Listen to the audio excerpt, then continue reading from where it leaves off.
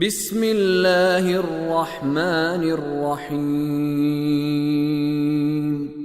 بل هو قرآن مجید فی لوح محفوظ، بلکہ یہ تو بڑی عظمت والا قرآن ہے ایک محفوظ لوح میں۔ آیت نمبر 21 کے الفاظ کے معانی کے بیان سے پہلے گزشتہ آیات کے ساتھ ان دو آیات کے جو سورۃ البروج کی آخری آیات ہیں ان کا رابطہ دیکھتے ہیں۔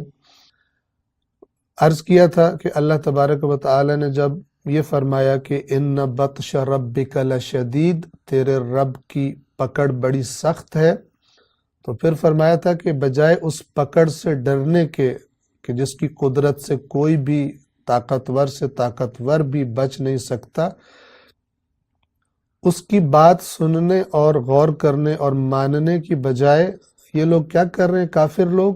بل الذین کفروا فی تکذیب، بجائے اس سے ڈرنے کے یہ اس قرآن کو جھٹلانے میں لگے ہوئے ہیں۔ واللہ من ورائہم محیط، اور اللہ نے ہر طرف سے ان کو گھیرا ہوا ہے، کہیں بچ کے نہیں جا سکتے۔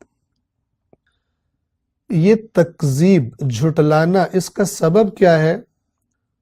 کافر یہ الزام لگاتے تھے، تہمت لگاتے تھے رسول اللہ صلی اللہ علیہ وآلہ وسلم پر کہ یہ اللہ کا کلام نہیں ہے، بلکہ یہ کبھی کہتے تھے خود اس نے نعوذ باللہ گھڑ لیا ہے اپنے پاس سے، اور کبھی کہتے تھے کہ کوئی اس کو سکھاتا ہے، اور کبھی کہتے تھے کہ یہ رات کو خواب پریشان دیکھتا ہے اور اس کے بعد صبح کہتا ہے کہ مجھ پر وحی آئی ہے اور یہ قرآن ہے اور یہ اللہ کا کلام ہے۔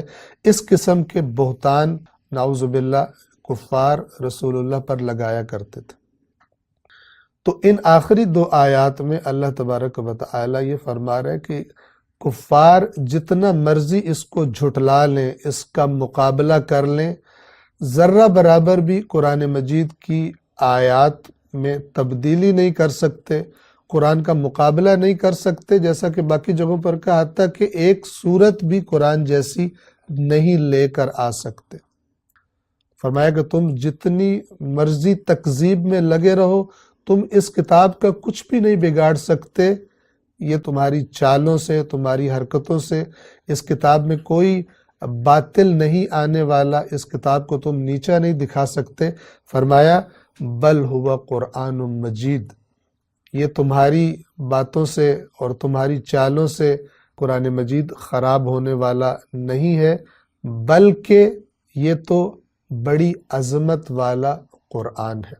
بل یعنی بلکہ، ہوا قرآن مجید کی عظمت کی طرف اشارہ ہے، وہ کہا گیا، جبکہ قرآن مجید سامنے ہے، لیکن ہم پہلے بھی عرض کر چکے کہ بعض اوقات قریب کی چیز کے لیے بھی دور کا لفظ لایا جاتا ہے عربی زبان میں، اور مراد یہ ہوتی ہے کہ اس کی عظمت کی طرف اشارہ کیا جائے، بلکہ وہ تو یعنی تمہاری دسترس سے بہت دور ہے، تمہارا جھٹلانا، تمہاری چالیں اس قرآن کا کچھ بھی نہیں بگاڑ سکتی، جیسا کہ سورہ فصلت کی آیت نمبر 42 میں اللہ تبارک و تعالی ارشاد فرماتا ہے لا یأتیہ الباطل من بین یدیہ ولا من خلفہ تنزیل من حکیم حمید، باطل اس کتاب میں یعنی قرآن مجید میں نہیں آ سکتا، نہ سامنے سے نہ پیچھے سے، یعنی کسی بھی طرف سے باطل داخل نہیں ہو سکتا قرآن میں۔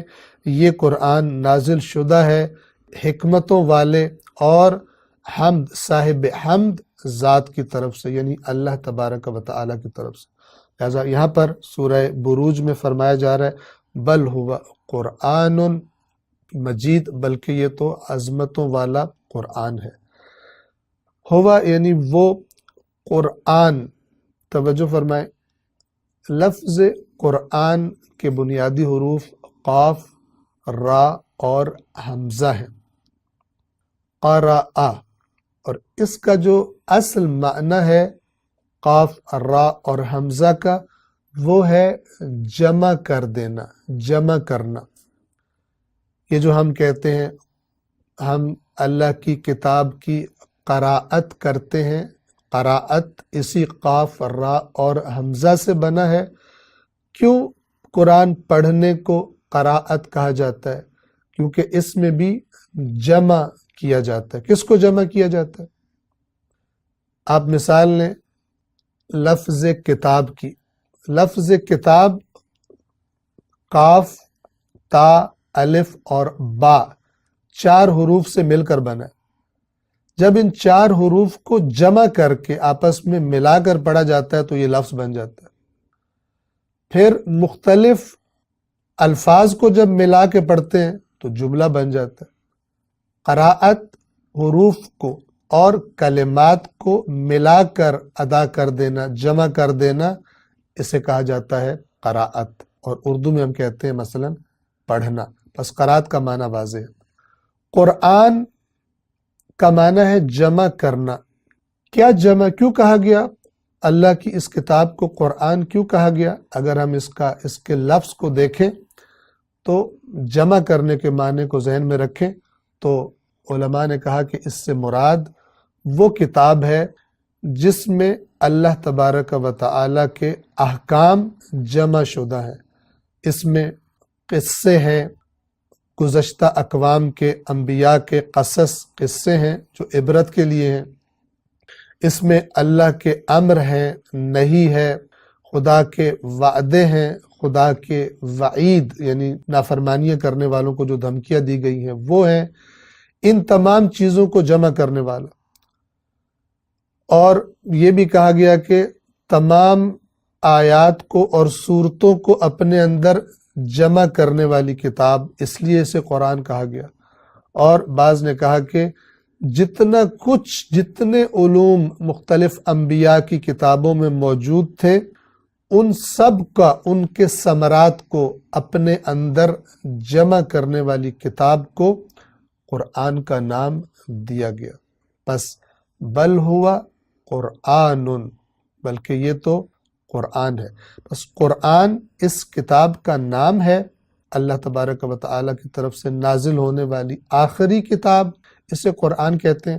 اور اگر اس کے لفظی معنی کو مد نظر رکھا جائے تو بہت ساری چیزیں اس کے اندر جمع ہیں، بہت ساری چیزوں کا جامع ہے یہ کتاب، اس لیے اس کو قرآن کہا گیا۔